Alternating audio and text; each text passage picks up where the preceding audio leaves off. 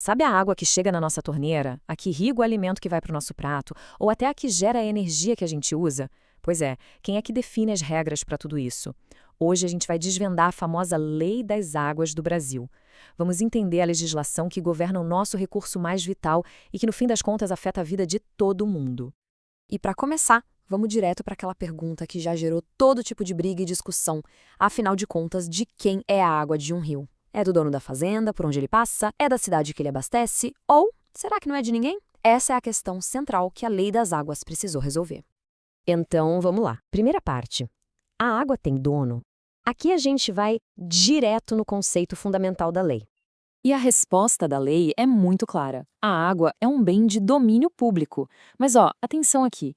Isso não significa que ela pertence ao governo, tá? É diferente. Pensa que o Estado funciona como se fosse o síndico de um condomínio. Ele não é o dono dos apartamentos, mas tem a obrigação de gerenciar as áreas comuns para garantir o bem-estar de todos os moradores. Com a água é a mesma coisa. Ela é de todos nós e o poder público é só quem faz a gestão. Ok, entendido isso, vamos para as regras do jogo. Para conseguir gerenciar esse bem, que é de todo mundo, a lei estabelece algumas bases, alguns fundamentos que são essenciais. Vamos conhecer? Esses aqui são os pilares da coisa toda. Primeiro, a lei reconhece que a água, por ser um recurso limitado, tem valor econômico. Isso já ajuda a gente a pensar duas vezes antes de desperdiçar, né? Segundo, o planejamento não é feito por cidade ou estado, mas por bacia hidrográfica. E faz todo sentido, afinal, o rio não para na divisa de um município. E terceiro, a gestão precisa dar conta dos múltiplos usos, ou seja, tem que ter água para beber, mas também para gerar energia, para irrigar a lavoura, é um equilíbrio. E aí vem a pergunta de US$ 1 milhão. E quando a água está acabando? Num país com tanta seca, tanta enchente, quem bebe primeiro? A lei precisa ter uma resposta bem clara para isso.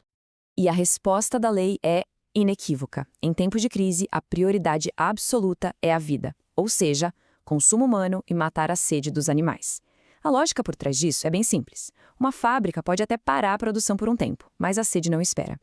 Então, por mais importantes que sejam a indústria, a energia e a agricultura, ficam em segundo plano numa situação de escassez. É a hierarquia que a lei estabelece. Beleza, agora vamos para a nossa terceira parte, a caixa de ferramentas. Para fazer tudo isso sair do papel, a lei criou alguns instrumentos de gestão. Vamos ver quais são os principais? Dá para pensar nisso como um processo de 3 passos. Primeiro vem os planos de recursos hídricos, que são tipo a estratégia de longo prazo. Com base nesse plano, o governo concede a chamada outorga, que é basicamente uma licença para poder usar a água. E, para fechar, vem a cobrança, que é um valor que se paga por esse uso, justamente para reforçar a ideia de que a água tem valor econômico. É muito importante entender uma coisa: a outorga não é um título de propriedade da água, hein? É só um direito de uso por um tempo determinado. E quem precisa dela? Os grandes usuários, como hidrelétricas, grandes projetos de irrigação, saneamento. Já os pequenos usos, como para abastecer um sítio ou captações muito pequenas, são isentos. A ideia é não burocratizar a vida de quem precisa de pouca água. Tá, mas por que cobrar por algo que é um bem público? A ideia aqui não é ser um imposto. Os objetivos são 3. Primeiro, deixar claro que a água tem valor e não pode ser desperdiçada. Segundo, incentivar um uso mais racional. E o mais importante, o dinheiro arrecadado não vai para o caixa geral do governo. Ele volta para a própria bacia hidrográfica, financiando a recuperação de rios e nascentes. É um ciclo que se fecha, sabe?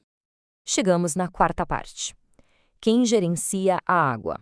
Uma das maiores inovações dessa lei foi justamente criar um sistema de gestão descentralizado, onde as decisões não são tomadas só lá em Brasília por uma única pessoa. A gestão funciona como uma grande mesa de negociação, que acontece nos comitês de bacia. Pensa assim, de um lado da mesa senta o poder público, do outro os usuários, a indústria, a agricultura e, o que é fundamental, a sociedade civil também senta nessa mesa, as comunidades locais.